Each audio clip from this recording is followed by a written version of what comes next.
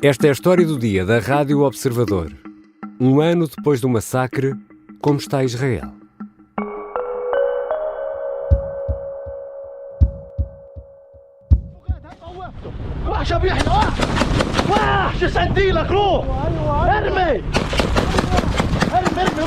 Há um ano, a 7 de outubro de 2023, o Hamas lançou um ataque surpresa a povoações israelitas.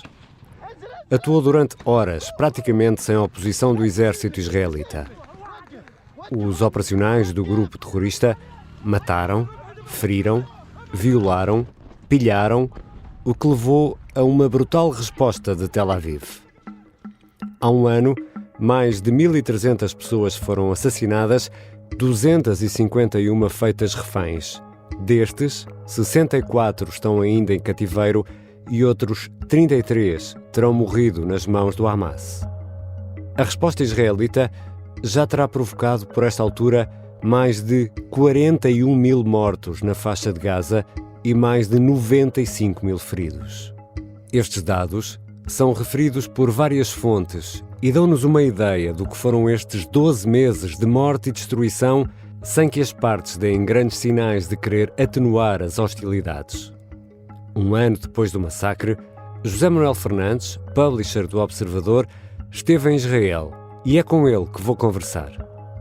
Eu sou Ricardo Conceição e este é um episódio especial da História do Dia, segunda-feira, 7 de outubro de 2024.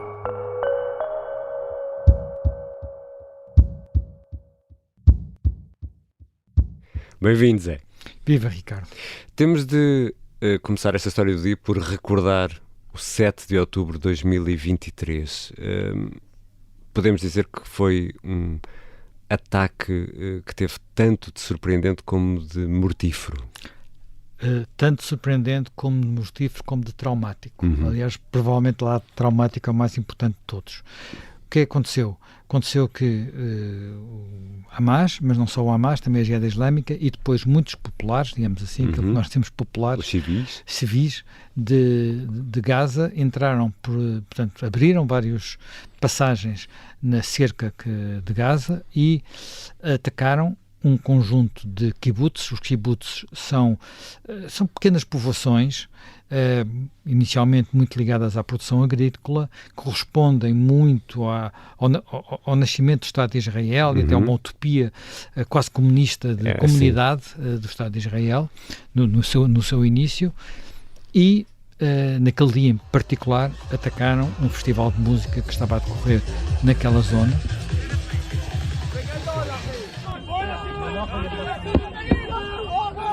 Que era, enfim, é um festival de música que até tem algum paralelo em Portugal, porque é o boom, é uma espécie de boom português, mas ali numa zona também isolada, numa zona do sul do país. No sul de Israel. No sul de Israel, exatamente. Portanto, junto à fronteira de Gaza. De qualquer um destes sítios, vê-se Gaza.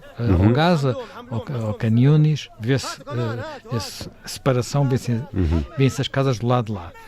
E o exército estava muito fragilizado, estávamos no fim de um período religioso, era sabato, portanto, tudo muito tranquilo, digamos assim. Portanto, foram apanhados completamente de surpresa e estas pessoas que entraram atacaram em todos estes locais e durante muito tempo, muitas horas, não houve quase socorro da parte do exército. On television, I saw she's alive. She looks very terrified. She looks like she's in big pain. Porquê é que isto foi traumático? Foi traumático, primeiro, porque havia a percepção de quase invencibilidade do exército israelita e, de repente, aquilo foi um fracasso. E, por outro lado, porque há a percepção de que os judeus, os israelitas, enfim, a maioria da população é judia, podem de novo ser mortos sem nenhuma outra razão senão o massacre. Foi o que aconteceu naquelas horas. Portanto, não eram militares que estavam a combater, não eram militares que são, por assim dizer, um alvo legítimo, eram pessoas que estavam nas suas casas ou jovens que estavam numa festa. Where are you from? Atlanta. Spain. Atlanta? Spain. Portugal. Portugal! Fala português, mas agora não posso. Zé, regressaste de Israel há poucos dias, estiveste precisamente num kibbutz onde conheceste uma senhora, Nir Oz. Quem é esta mulher? I'm honored to have you, really. Thank you for coming. Thank you for taking the time to come here. Esta mulher era uma senhora que nasceu naquele kibbutz. Os pais tinham sido um dos fundadores daquele kibbutz. Os kibbutzes são sonhos de comunidade em que todos colaboram. Todos colaboram. É uma coisa muito comunista, quase. É uma espécie de aldeia onde as janelas ficam abertas, as portas estão abertas, os terrenos são comuns, são partilhados, mas hoje em dia as pessoas têm muitas outras atividades, como é o caso dela. Ela não trabalha na agricultura, portanto é uma israelita um pouco original, porque converteu-se ao budismo. É portanto, budista. Ela viveu nos Estados Unidos, viveu no Brasil, viveu na Índia e hoje é budista. Aliás, ela atribui ao seu budismo o ter a tranquilidade que ela conseguiu ter durante estas horas. E já vamos falar dessa história. E é também alguém que politicamente se situa muito à esquerda em Israel, que tinha uma filha, portanto vivia com uma filha e tinha a sua vida, quer dizer, aquilo era o local onde ela se sentia bem. E o que é que aconteceu nessa madrugada de 7 de outubro? Vamos aqui partir do caso particular de Nir Oz para relembrar o que aconteceu nessa madrugada, porque início de manhã, eram 6 e tal da manhã. 6 e meia da manhã foi quando tudo começou. Portanto, ela e a filha tinham ido, enfim, a uma casa de um familiar relativamente perto. Porque até era um período de festas, não é? Era um período de festas, exatamente. No regresso até tinham passado perto do festival, o tal Festival Nova, e tinham ido, coisa tão bonita que aqui está a acontecer. 10:30 at night, we were driving back, passed by the Nova Festival, and we were talking, wow, what a wonderful festival! So cool! What a great idea! It will bring so many tourists! Wow! Wonderful! Tinha chegado a casa, a filha tinha ido falar com... Enfim, era noite de sexta passada, Ainda foi não é? sair com os amigos. Ainda foi sair com os amigos, terá regressado à casa às 3 da manhã. 6:30 in the morning, we heard missiles a lot. We have 10 seconds to run into shelter. We have safe rooms in our houses. E às 6h30 tocaram as sirenes, digamos. Isto são localidades que há muitos anos vivem perante a ameaça constante de caírem ali rockets, de caírem ali foguetes disparados a partir da faixa de Gaza. Daí terem as tais salas seguras. Exatamente. Uns bunkers, se quisermos. Pequenos bunkers, não são nada... Uma sala de pânico, bom, enfim. Sim, uma coisa desse género, com uma porta de aço, mas uma janela de aço, portanto, algumas com mantimentos lá dentro, outras sem nada, portanto, uma coisa muito básica, mas que permite aquele tipo de ataque, que é um ataque também, não estamos a falar de armas muito poderosas, mas que causam o pânico, que eles estavam habituados e sabiam que cada vez que toca a sirene, tem alguns segundos, porque aquilo é muito perto de Gaza, tem alguns segundos para fugir, refugiar-se nestes abrigos. E foi o que fizeram. E quando lá estavam, começaram a ouvir tiros. And then she says, "Mama, you're shooting." I said to her, you're just imagining. I didn't even finish saying that, and we heard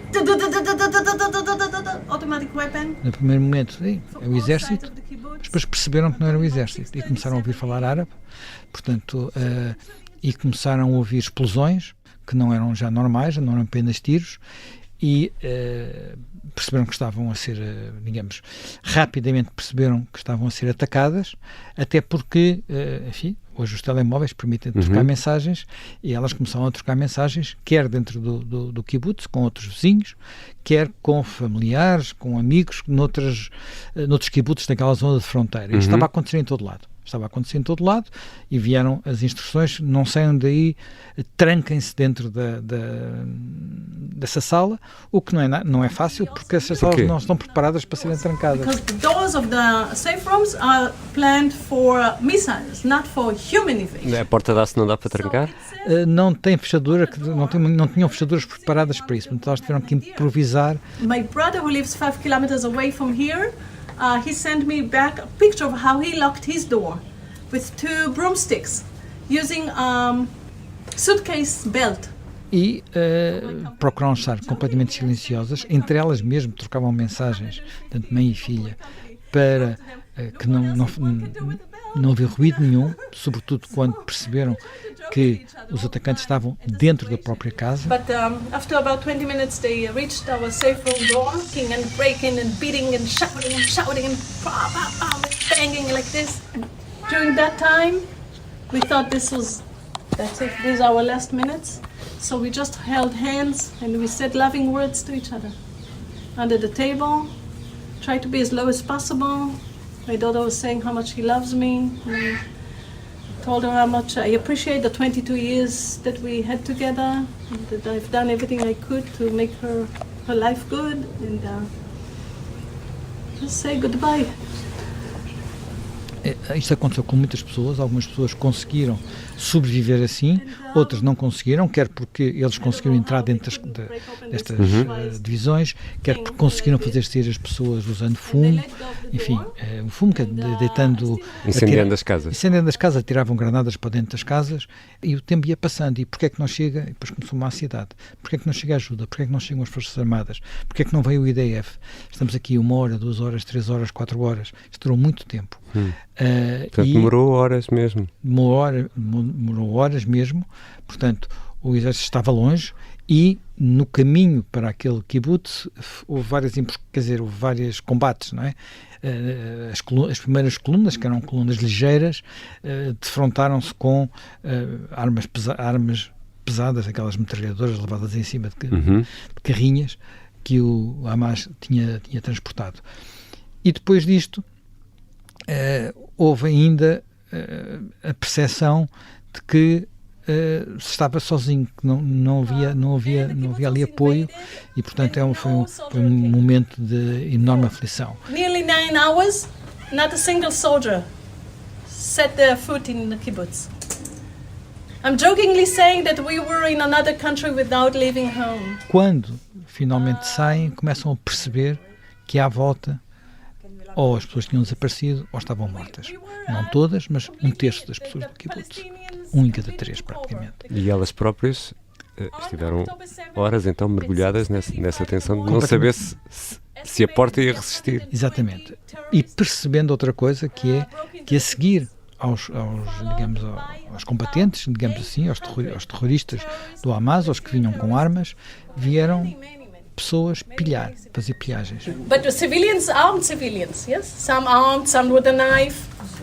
Some just came to kidnap a person. Some just came to steal all our money, our televisions, our bicycles, our cars. E as casas foram roubadas com coisas que até ao princípio não se imaginava bem porquê que tinham sido roubadas, e houve muitas coisas que foram destruídas por destruir, os automóveis, por exemplo, para ninguém poder fugir.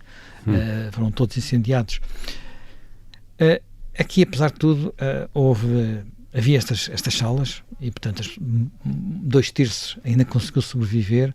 Quando vamos era um bocadinho mais a norte, mas a muito pouca distância à zona do festival, percebe-se que aí era um campo aberto. Era um campo aberto e foi mesmo uma razia. Uma matança. Uma matança muito grande. É muito impressionante esse local, porque é um local onde se percebe duas coisas. Primeiro, a saudade das famílias, que ali elas próprias fizeram um memorial com imagens dos seus... E são imagens de gente muito nova. E esse memorial é particularmente impressionante porque são paus com fotografias e pouco mais. Às vezes um objeto mais pessoal. E vemos as fotografias meio a ondular com o vento, e são demasiadas fotografias, não é? Exatamente. Eles estão agora também a plantar uma coisa que é tradicional em Israel e entre os judeus, que é por cada morto uma árvore, por cada pessoa que ali faleceu, estão a plantar uma pequena floresta. Só este nome é forte, e ao mesmo tempo há uma inscrição feita num dos locais onde aconteceu a zona do bar, onde houve uma espécie de combates, digamos assim. Há uma inscrição a contar o que ali se passou, portanto, a contar o que é que se passou naquela zona exatamente, e depois a dizer que aquela gente sentiu-se defraudada pelo Estado, que foi construído para defender os judeus dos pogroms e do Holocausto. E aquilo faz lembrar os pogroms, que eram exatamente isto. Enfim, não teve as características do Holocausto, mas naturalmente as pessoas reviveram esse pesadelo.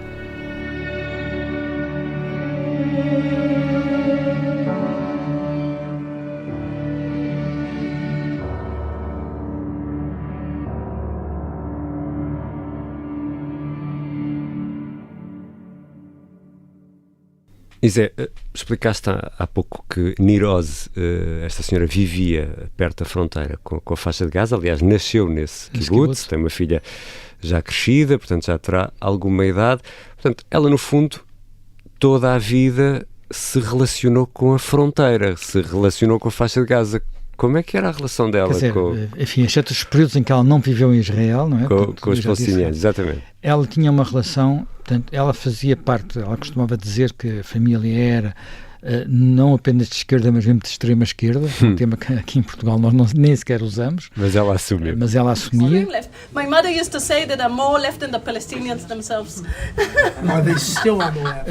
Enfim, como já disse, budista, que é uma coisa também rara, e tinha uma percepção de que do lado lá daquela vedação, em Gaza, havia o Hamas, que eram os maus da fita, e havia uma população com pessoas como ela. Portanto, mães que queriam que os seus filhos estudassem e queriam que os seus filhos tivessem uma vida boa. E aí é que foi a sua grande desilusão, a sua enorme desilusão, a sua psicologicamente, onde ela, penso, também quebrou, é nesse momento, quando tem a consciência de que quem chega não são apenas os militares ou os terroristas do Hamas, a seguir vem a população, ou ela ouve voz de adolescentes e sabe pelas imagens, porque as imagens foram retransmitidas pelos próprios terroristas. E eram muitas pessoas? Sim. Eram bastantes pessoas, foram milhares de pessoas que entraram naquele kibbutz exatamente, não sei quantas terão sido, mas terão sido mais de 100 de certeza. E depois também mulheres. Portanto, também vieram mulheres, algumas delas para o saco e outras poderão ter participado noutros atos. E ela era alguém que antes fazia parte de uma organização de voluntários que ia aos pontos de fronteira de Gaza. Há vários pontos ao longo da fronteira, passagem, ia lá buscar pessoas doentes, cancros, necessidade de hemodiálise, pessoas que precisavam de tratamento diferenciado, crianças, nomeadamente, com sacrifício das suas horas de trabalho para os levar a hospitais israelitas mais diferenciados, mais sofisticados. E depois voltava a levá-los a Gaza. Portanto, tinha uma relação de que havia ali um problema no meio, que era o Hamas, mas era uma coisa temporária. Portanto, e ela olhava para os palestinianos e para os civis já praticamente como também vítimas eles próprios do Hamas. Exatamente. E agora ela diz, não, eles não conheceram linhas vermelhas, porque aquilo que aconteceu não foi apenas matarem a sangue frio. Para matarem a sangue frio foi esquartejarem, foi violarem pessoas de todas as idades, foi, em alguns casos, desmembrarem os corpos. Portanto, são coisas horríveis. Houve uma opção, Israel fez uma opção, o governo, as autoridades, de não mostrar os vídeos. Eu vi uma parte dos vídeos, mas segundo sei, nem sequer vi os mais horríveis, e a maior parte deles não circularam nos órgãos de informação, porque são de facto muito, muito, muito impressionantes. E essa opção, enfim, ela viu naturalmente, viveu, conhece pessoas das suas relações ali, pessoas idosas que, quando foi feita a autópsia, porque eles tiveram cuidado de fazer autópsias a todas as pessoas, percebeu-se que havia pessoas que eram sexagenárias e tinham sido violadas, por exemplo. Situações deste género naquele kibbutz, a pouco de distância do quarto seguro onde ela estava. Dela. Os vizinhos, as pessoas com que ela vivia todos os dias. Isto foi algo que fez com que ela tivesse a percepção de que eles, como ela dizia, não conhecem linhas vermelhas e, no fundo, o Hamas é tão governo deles como o nosso governo é nosso governo. Quer dizer, eu posso até nem concordar com o nosso governo, mas é o nosso governo. Ele tem essa legitimidade. E o Hamas, pelos vistos, também os representa. Why us? Why us? They know that we used to help them. They know that we are from the left side of them. They know that we used to go to every demonstration we could. So it's extremely disappointing. Já voltamos à conversa com o José Manuel Fernandes. Como estará agora Israel e Gaza, um ano depois deste massacre?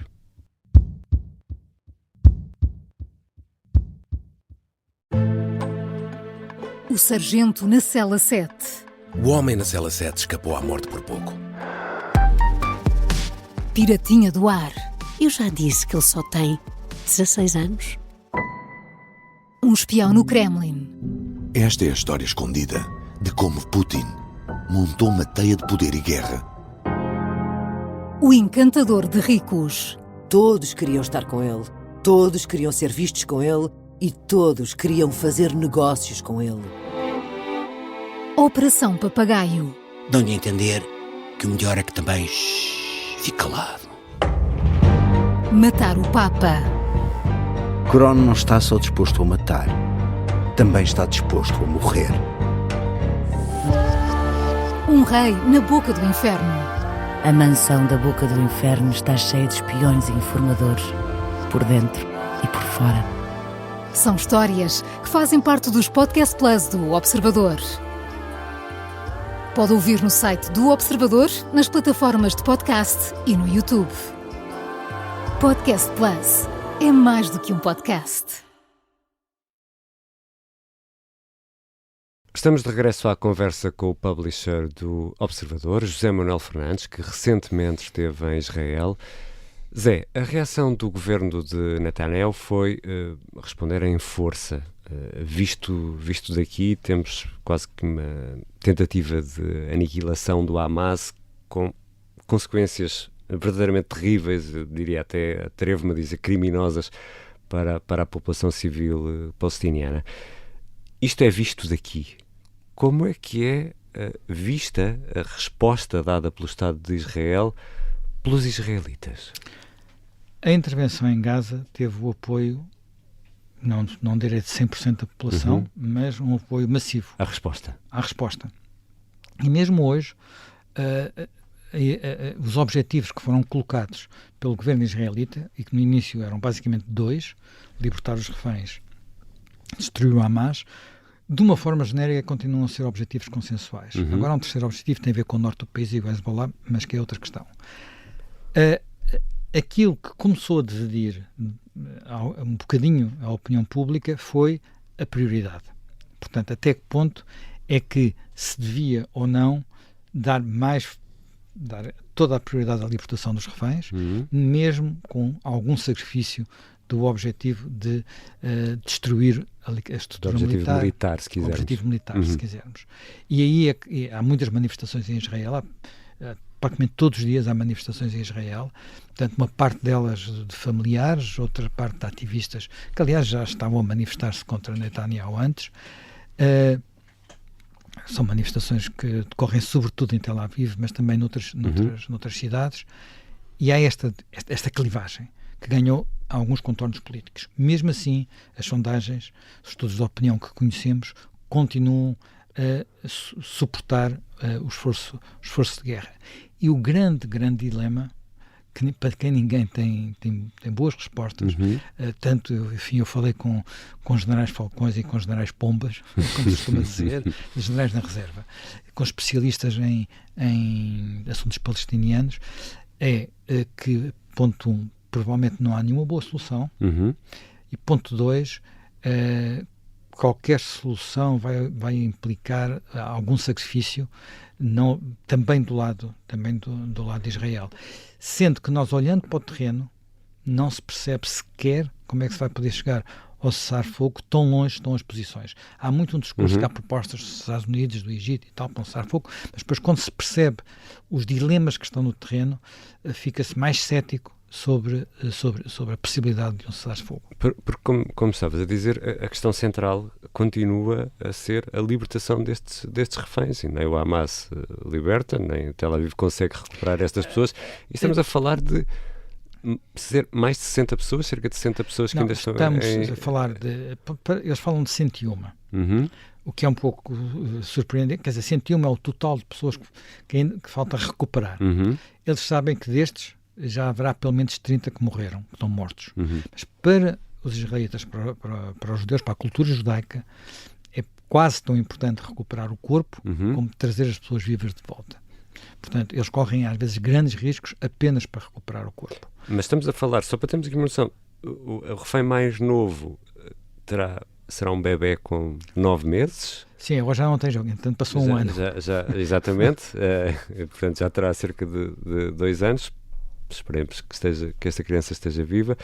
E o mais idoso tem mais de 80 anos. Mais de 80 anos, portanto estamos a falar do mais variado leque possível. Mais variado leque, etário. Há militares, há mulheres, há tudo. Há ali um bocadinho de tudo. E aí o que eu também estive a falar com uma associação de familiares, a principal associação de familiares, e eles dizem que nós reconhecemos todas as prioridades do governo, mas há uma que achamos que é mais urgente que as outras. Eles não hierarquizam as prioridades, apenas hierarquizam a urgência. E, do ponto de vista deles, a urgência são os reféns.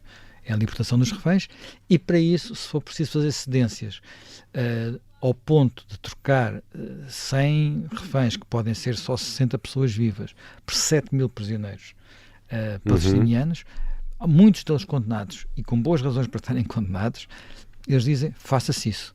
O que é muito complicado para Israel. Mas de resto há um histórico, não é? Há um histórico. História de um soldado trocado por milhares de palestinianos. Por mil e qualquer coisa. Exatamente. 1070, e já falámos disso aqui também na História do Dia. Desculpa. Até porque um dos libertados é o atual líder do Hamas. O Sinwar. Exatamente. O Sinwar. Estava nesse lote. Estava nesse lote, e, enfim, depois dos israelitas de alguma forma lhe terem salvo a vida quando ele estava prisioneiro, porque ele teve um tumor no cérebro e foi operado na prisão, enfim, e salvou-se. Portanto, isto são dilemas que são complexos, que quando se procura discutir, as pessoas dizem, esta hipótese, esta é melhor, esta é pior, mas é muito difícil ver qual é a saída, até porque agora, neste momento, também temos outra frente claramente aberta a norte com o Hezbollah. E, do ponto de vista político, e também deixa-me pôr aqui o lado moral no meio disto tudo, o primeiro-ministro israelita é hoje um homem isolado, ele está agarrado ao poder porque também são duas coisas diferentes. Precisa de se manter no poder para não enfrentar outros problemas. São duas coisas diferentes. Que está agarrado ao poder está. Que esteja isolado, duvido, porque as sondagens têm sido boas para ele. Portanto, ele é o primeiro-ministro que esteve mais tempo no poder em Israel. Israel tem um sistema político muito original e muito difícil de gerir. Porquê? Porque é um sistema em que não há círculos, portanto é um sistema totalmente proporcional, não há barreira de entrada, portanto todos os que elegem, portanto temos um governo que depende sempre de coligações, e numa coligação muitas vezes quem tem mais força é aquele que às vezes faz a diferença, 2 deputados, e por regra são os extremistas. Portanto ele está muito prisioneiro de extremistas, e desse ponto de vista, até, enfim, nestes últimos dias falou-se de uma remodelação para ele alargar um bocadinho a coligação. Depois disso, enfim, o começo da guerra a norte não permitiu, e o grau de crítica nos órgãos de informação é permanente, mas depende, tem muitos apoiantes e continua, como eu disse, na opinião pública ele não está isolado. E do outro lado do muro, do lado do Hamas, também não há grandes sinais de cedências, não é? Do lado do Hamas não há grandes sinais de cedência. É preciso perceber o seguinte: o Hamas não é a OLP. A OLP foi, digamos, o primeiro adversário histórico de Israel, mas com o qual foi possível a um determinado momento fazer um acordo. Mas a OLP era laica. Portanto, para a OLP eram nacionalistas clássicos. Portanto, não era uma guerra santa, uma guerra com características religiosas santas. E isto nota-se em pormenores como estes, quando foi a primeira guerra de Israel-Líbano, e quando o exército israelita se dirigiu a Beirute, Arafat estava em Beirute e saiu de lá.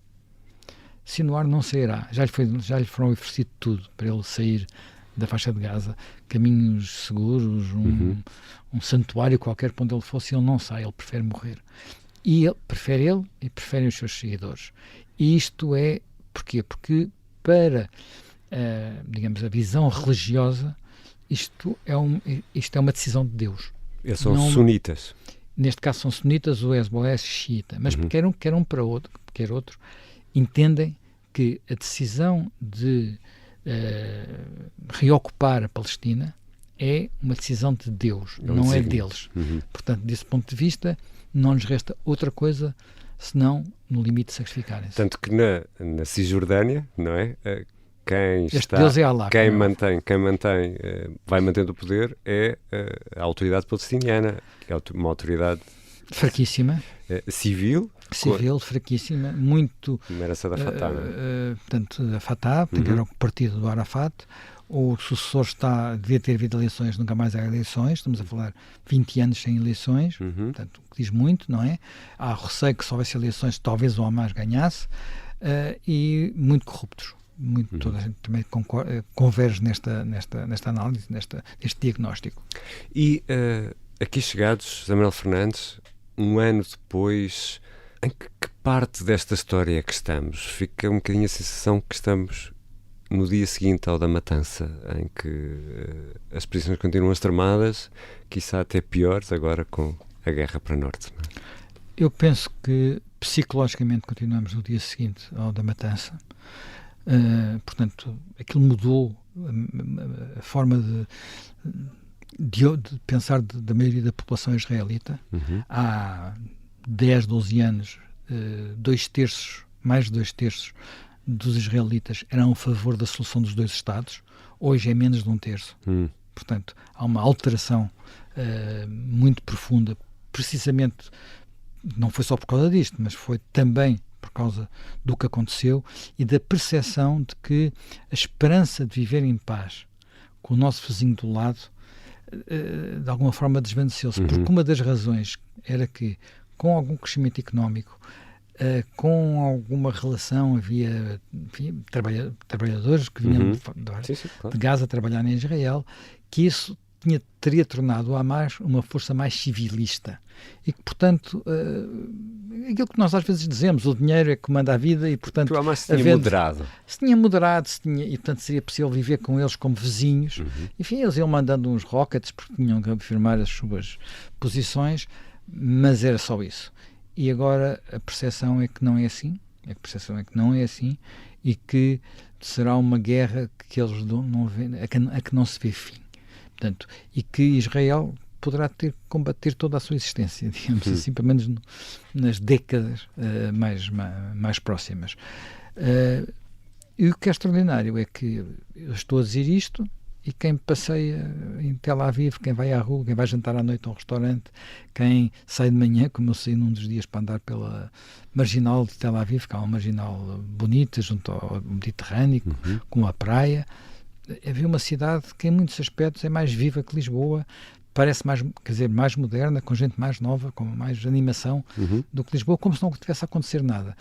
Apesar deles, entretanto, já há mísseis dirigidos a Tel Aviv, que não queiram lá, e eles vivem assim porque passaram pelo passado durante muitos séculos. Têm uma história e uma memória. Eles costumam, os israelitas costumam dizer que os judeus caminham às arrecuas, porque estão sempre a olhar para trás para o que é a sua experiência e a sua memória. Obrigado, José Manuel. Obrigado.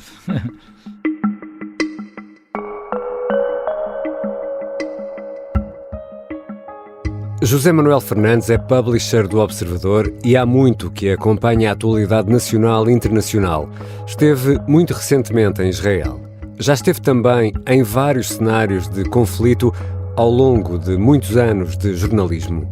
É o autor e anfitrião do podcast Contracorrente, que todos os dias vai para o ar das 10 ao meio-dia na Rádio Observador. Esta foi a história do dia. Ouvimos neste episódio música original de Mariana Sousa Aguiar e sons retirados das redes sociais, além dos depoimentos de Nir Oz gravados por José Manuel Fernandes em Israel. A sonoplastia é do Pedro Oliveira, a música do genérico do João Ribeiro. Eu sou o Ricardo Conceição. Até amanhã.